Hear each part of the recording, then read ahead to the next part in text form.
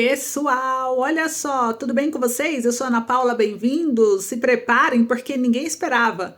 Por essa ninguém esperava, nem a velha imprensa, nem a oposição, mas o inesperado aconteceu. O TCU, Tribunal de Contas da União, surpreendeu o país inteiro ao absolver, isso mesmo, absolver, eu vou trazer para vocês aqui, num caso que poderia ter mudado todo o cenário político dos últimos tempos. Eu vou explicar para vocês, inclusive a comemoração foi imediata, né? Bolsonaro e o PL comemoraram discretamente, conscientes de que o plano traçado há meses parece que finalmente deu certo e eu vou mostrar para vocês. Vamos trazer muitas informações, tá? Nos bastidores de Brasília, a fúria toma conta. Parece que Lula e Moraes mal conseguem disfarçar a insatisfação. Muita coisa está em jogo e você vai ficar sabendo aqui junto comigo nesse vídeo. Assista até o finalzinho, deixa seu like, compartilha, se inscreve no canal se ainda não é inscrito e vamos lá desvendar tudo isso que está acontecendo. Começa aqui com a primeira matéria, que é sobre o caso do INSS, das farras dos descontos nos aposentados e pensionistas. Parece que a corrupção está sendo exposta aí dentro desse governo, né? E os bolsonaristas e também a oposição aproveitaram para comemorar. Fizeram memes sobre Lula e a fraude do INSS. A Polícia Federal deflagrou uma operação para investigar descontos indevidos em aposentadorias e pensões que somam mais de 6 bilhões de reais, gente. E é isso mesmo que vocês ouviram, né? Os descontos irregulares de mensalidades associativas sobre os benefícios previdenciários estão no centro das investigações. A polícia apura crimes de corrupção, violação de sigilo funcional, falsificação de documento, organização criminosa e lavagem de capitais. Um CGU, que é um relatório da Controladoria Geral da União, concluído em setembro, revelou que 97,6% dos aposentados e pensionistas tiveram descontos não autorizados em seus benefícios. Olha isso, né? E há suspeitas de irregularidades desde 2019, incluindo a gestão do ex-presidente Jair Bolsonaro, mas as cifras aumentaram significativamente na administração atual. E a hashtag virou meme, subiu Lula ladrão, hashtag Xandão, INSS, né? Aquela cortina de fumaça para desviar a atenção do foco. Então o Xandão mandou prender o Collor. E aí o irmão do Lula roubando 6 bilhões dos velhinhos. Então mostra aí, as pessoas mostraram o que está acontecendo. Já foi escolhido o próximo Papa. A fumacinha vermelha da corrupção subiu. Papa INSS. Aí mostra aqui Lula ladrão de aposentados. Alá o Bolsonaro tentando dar o golpe. E aí mostrando o Lula, mostrando para uma senhorinha idosa, né? Olha lá o Bolsonaro tentando dar o golpe. Aí a senhora procurando cadê e o Lula tirando o dinheiro do INSS, da bolsa da senhora. Então assim, fizeram vários memes, né? Falando da covardia do governo. E aqui eu trago uma reflexão para vocês sobre esse ponto, né? Que é importante a gente refletir. Parece que o povo acordou mesmo em relação ao que está acontecendo. A corrupção veio com força, de novo, dentro do governo Lula. Esse caso da fraude do INSS, gente, é a prova escancarada disso. Vocês viram aí, a Polícia Federal, a CGU, deflagraram a operação sem desconto, revelando um esquema de crime bilionário. Foram mais de 6,3 bilhões de reais em descontos ilegais arrancados dos aposentados e pensionistas entre 2019 e 2024. E embora a esquerda e o governo tenta desesperadamente jogar a culpa no governo Bolsonaro, dizendo que isso existe desde 2019, o que aconteceu em 2019 é que dentro da gestão do Bolsonaro foi aceito, foi autorizado ter o INSS, acordos de cooperação técnicas com sindicatos, entidades associativas para poder beneficiar aqueles segurados da Previdência que têm interesse em ter descontos em academia, descontos em assessoria jurídica, ter apoio dessas entidades que oferecem um serviço em troca com desconto mensal. O acordo de cooperação. O acordo é certo, isso não é ilegal, é totalmente dentro da lei, totalmente constitucional, é bom para o beneficiário. O que é ruim é descontar sem autorização, é fazer fraude no benefício. Então a fraude envolve o Stefanuto, que é o presidente do INSS, que foi demitido no mesmo dia, e aí a mídia esquerdista, junto ao governo Lula, fizeram o quê? Lula combate corrupção no INSS, porque ele demitiu o presidente do INSS após escândalo de fraude Como assim? Aí vamos analisar, né? Ele combate a corrupção? Vamos olhar os números, vamos olhar os fatos. Não vamos nos deixar cegar pelo que a mídia esquerdista traz, não, gente. Vamos olhar fatos. Aqui os fatos mostram o seguinte. Quem está envolvido em sendo investigado? O Sindinap está sendo investigado pela Polícia Federal. Ele é comandado por quem? Pelo Frei Chico, irmão do Lula. Tá? O irmão do Lula comanda o Sindinap. E o Sindinap está envolvido. É coincidência, será? Difícil, né? Então, beleza. Mesmo que o Frei Chico, irmão do Lula, não esteja na linha de frente da investigação, o envolvimento dele na entidade presidida deixa claro o apadrinhamento sindical e a falta de controle proposto do governo sobre a farra com o dinheiro público. Aí vamos para o presidente do INSS que foi demitido, que o Lula demitiu, o Alessandro Stefanuto. Quem foi que indicou ele? Foi o ministro da Previdência Social, Carlos Lupe, não é? Quem indicou o Carlos Lupe? O Lula, porque o Carlos Lupe é aliado histórico do Lula. Inclusive, né, a própria base esquerdista orientou o Lula a afastar o Carlos Lupe também, porque o Carlos Lupe, ele ignorou a denúncia lá em 2023, numa das reuniões do Conselho Nacional de Previdência. Está noticiado em toda a mídia, para quem quiser ver, para quem não acredita, para quem confia cegamente no governo e não quer ver ninguém falando que pode ter envolvimento, né? Então, você só uma pesquisa básica no Google já mostra. Até a mídia esquerdista não consegue esconder. E aí, isso evidencia que a cúpula da Previdência, a gente ignorou os alertas sobre as fraudes em 2023. Um aviso formal foi feito dentro do Conselho Nacional de Previdência para o ministro, mas ele preferiu abafar o caso, né, ao invés de investigar. Ou seja, não foi só omissão. Isso foi proteção, foi conivência. E enquanto isso, Lula permaneceu calado, fingindo que não tem nada a ver com a sujeira que borbulha debaixo do seu governo e que ele está combatendo a corrupção, que já mandou demitir Stefanuto, que ele não vai aceitar isso no governo. Piada, né? Piada. Acho que eu vou começar a gravar vídeo, gente, com nariz de palhaço aqui, porque dá a impressão que o governo acha que somos todos palhaços, né? E aqui mostra o seguinte, essa fraude, ela tá justamente no momento em que o Alexandre de Moraes não parece que é um teatro político, né? Ele tá tentando construir uma narrativa para prender Bolsonaro, até indo lá no hospital, enfim, vocês viram aí toda a pressão que tá, mesmo com o Bolsonaro internado. Então, será que é para abafar todos esses acontecimentos? Por isso os memes. E querem prender o opositor enquanto o governo tá aí explodindo de corrupção em toda a mídia e toda a imprensa. Já vimos esse filme antes. No primeiro mandato de Lula também tentaram negar escândalos como Mensalão, Petrolão, até o último. Lembra? Quando a sujeira ficou impossível de esconder, o resultado foi o de sempre. Blindagem política, danos impunes, povo mais uma vez o grande prejudicado.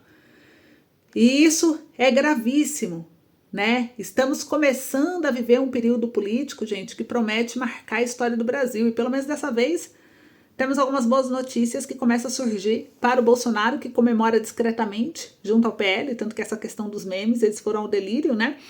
Mas também saiu aqui no jornal que o Bolsonaro está tendo uma melhora. Bolsonaro tem melhora em exames de fígado, é o que diz o boletim médico. Então, o boletim foi divulgado na manhã de hoje, mostrou que ele apresentou melhoras nos exames laboratoriais do fígado, mas permanece na UTI. O ex-presidente está na UTI em Brasília, ele está internado em acompanhamento pós-operatório e, segundo o boletim, Bolsonaro permanece estável clinicamente. O ex-presidente está internado desde o dia 13 de abril, gente, quando fez uma cirurgia de 12 horas. O boletim diz que persiste a gastroparesia, que é o retardo do esvaziamento do estômago. O documento médico aponta que ele apresenta sinais iniciais de movimento intestinais espontâneos. Bolsonaro segue sem condição de se alimentar por via oral ou pela sonda gástrica, né, diz o boletim. E a equipe composta por 6 médicos que assinam o boletim informou que o ex-presidente recebe suporte calórico e nutricional por via parental endovenosa exclusiva. Ele realiza fisioterapia motora, recebe as medidas de prevenção contra a trombose venosa e, segundo os médicos que o acompanham, ele continua com a restrição de visita e sem previsão de alta da UTI. Então a equipe médica informou que o ex-presidente estava sem febre, sem alteração na pressão. Em boletim divulgado no sábado, dia 26, ele segue o tratamento para controle de alteração em exame no fígado, que está em recuperação, e na quinta, dia 24, ele teve aumento da pressão, que depois foi controlado. Essa foi a 6ª cirurgia do ex-presidente desde que levou uma facada no abdômen durante a campanha eleitoral 2018. E o procedimento foi necessário porque exames mostraram a persistência da obstrução intestinal, conforme informado no boletim médico. Trata-se de um quadro que dificulta a passagem de gases e fezes. Então tá aí, né? E além dessa boa notícia, dele apresentar aí um quadro estável, né? Que ele melhore, que se recupere, aqui saiu também no jornal Poder 360 uma outra matéria mostrando que o PL do Bolsonaro ganha o dobro de filiados que o PT de Lula desde 2022. Então, no Brasil como um todo, 16,3 milhões de eleitores estão registrados a algum partido. E o PL foi o partido que mais ganhou filiados desde a eleição 2022. O PT do Lula vem em 5º lugar no ranking. Até o PSOL passou o PT. E isso nos diz muito, né? Quando a gente vê aí, parece que o plano do Bolsonaro, junto com o PL, vem dando certo, né? A principal legenda do Bolsonaro conseguiu o dobro de novos filiados em comparação ao PT do Lula desde 2022. Então o plano vem dando certo. Enquanto o PL cresce de forma orgânica, consistente, o PT ele enfrenta dificuldades para manter até mesmo a sua base tradicional. Ele mostra que a população está cada vez mais desconfiada da velha política que o Lula representa. E as derrotas para o Lula continuam, tanto que na semana passada o Pedro Lucas Fernandes rejeitou o convite para ser ministro de comunicação do governo Lula, que é a área que o Lula mais apanha, comunicação. Aí ele convidou, fez o convite, mas o Pedro Lucas negou. Ele pediu desculpa publicamente e reafirmou que continuará como líder do seu partido na Câmara, que ele é mais útil lá. Então, gente, a recusa ela é emblemática, né? Porque nem mesmo deputados veem mais futuro em se associar a um governo que afunda em crises internas, escândalos desses tipos, como vocês viram na farra do desconto do INSS. E até no judiciário, gente, parece que as peças começam a se mover de forma inesperada, que é o que pegou todo mundo de surpresa, ninguém esperava por essa.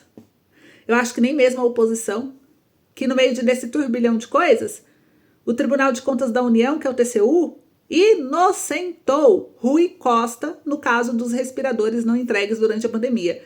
Então, a gente vê aqui, deixa eu até mostrar para vocês, saiu na Folha de São Paulo, Mônica Bergamo trouxe a matéria, TCU inocenta Rui Costa no caso de respiradores não entregues na Covid. O ministro Bruno Dantas disse que seria crueldade punir gestores que enfrentaram um cenário dramático na epidemia. Então, o TCU afastou a responsabilidade do atual ministro da Casa Civil, Rui Costa, na compra de 300 ventiladores pulmonares durante a epidemia da Covid-19. Eles custaram 48,7 milhões de reais aos cofres públicos e que não foram entregues. A operação é investigada também pela Polícia Federal e a compra foi realizada em 2020, quando o vírus se disseminava no país e o número de mortos pela doença crescia de forma exponencial. Na época, Rui Costa era governador da Bahia, presidiu o consórcio do Nordeste, que reuniu os estados da região e que foi o responsável pela aquisição dos equipamentos. E a empresa Hempcare, especializada em medicamentos à base de maconha, vendeu os respiradores para o consórcio, recebeu o pagamento de forma antecipada, mas não honrou um contrato. O processo contra Rui Costa e Carlos Eduardo Gabas, que era o secretário executivo do consórcio, foi arquivado por 5 votos a 2. O TCU determinou, por sua vez, uma tomada de contas especial contra a Hempcare para recuperar os danos causados ao erário público. O ministro do TCU, Jorge Oliveira, que relatou o processo, considerou em seu voto que o pagamento adiantado foi feito à empresa sem que houvesse prévias e efetivas cautelas aptas a reduzir o risco de calote e afirmou ainda que não havia justificativa indubitável de que o procedimento era indispensável à contratação e questionou os preços pagos. Segundo ele, a Hempcare era especialista na comercialização de produtos à base de maconha e não detinha expertise na comercialização de ventiladores pulmonares. O ministro Bruno Dantas abriu divergência no voto revisor. Segundo ele, não tem relação à gravidade dos fatos ou mesmo na participação de agentes públicos envolvidos, mas sim na avaliação da reprovabilidade de conduta dado ao contexto em que ocorreram. Então ele afirmou que o voto não seria possível a aplicação a gestores públicos sem considerar que na época enfrentava a maior pandemia do século, ainda sem saber exatamente as dimensões que poderia alcançar. Então no desespero foi lá, pagou antecipado, comprou porque precisava resolver o problema. Então foi absolvido do caso, tá? Como vocês viram. Então, gente, isso aqui mostra que até o judiciário, né, começou a se mover de forma inesperada do que a gente está vendo aí. Embora esse episódio revele algumas dificuldades também de responsabilizar grandes nomes da política, ele também demonstra que as estruturas institucionais estão cada vez mais expostas e que a pressão popular e conservadora vem fazendo a diferença, né? Então, estamos vendo uma sequência de histórias e fatos políticos que possa mostrar talvez o povo acordando, possa mostrar talvez a justiça, possa mostrar talvez o princípio do fim para o modelo de governo que historicamente transmitiu corrupção, impunidade, estagnação. Ainda enfrentaremos muitas batalhas, isso é fato, né? Muitas histórias marcantes surgirão, mas a verdade é que a esperança volta a brilhar para quem acredita em trabalho, mérito e liberdade. Então, o Brasil vive tempos políticos que lembram muitas lições que a história já tentou nos ensinar, né? Depois de anos de instabilidades, escândalos e promessas não cumpridas, vemos novamente sinais de que a política brasileira está em plena ebulição. E dessa vez há uma diferença nítida. Uma parcela cada vez maior da população parece menos disposta a aceitar as velhas desculpas. E nos últimos dias recebemos essas notícias que merecem ser olhadas com atenção. Tanto a melhoria da saúde do ex-presidente Jair Bolsonaro, conforme divulgado aqui no Boletim Médico, que é um sopro de ânimo, né, para milhões de brasileiros que ainda veem nele um símbolo de resistência a tudo que representa a velha política, independentemente das ideologias, de um líder sempre é motivo para celebrar a vida e o debate democrático. Ao mesmo tempo, os números não mentem. Desde 2022, vocês viram aí, o PL do Bolsonaro conquistou o dobro de novos filiados em comparação com o PT de Lula, em um país onde a política é muitas vezes movida a cargos e favores. Ver um crescimento orgânico dessa proporção, mesmo com toda essa resistência, é um sinal claro que há um movimento de renovação de forças políticas no país.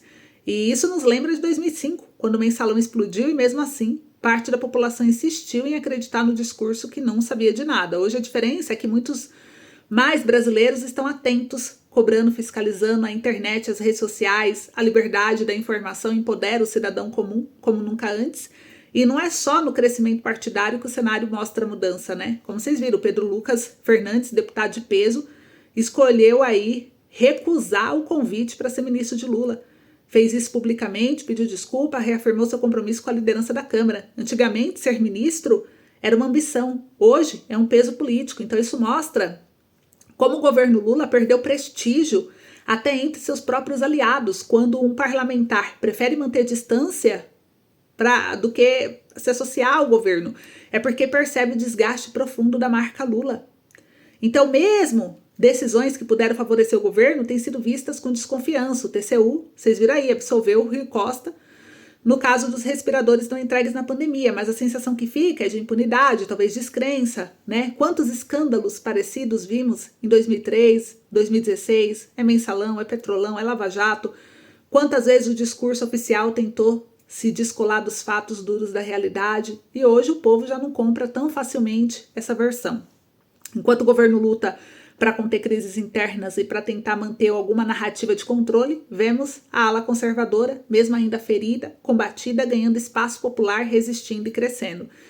Isso é apenas aí o começo. Então fiquem de olho aqui no canal, que a gente vai ver muita coisa ainda. E eu, se Deus quiser, estarei aqui para trazer minha opinião para vocês. É isso, um beijo, até logo.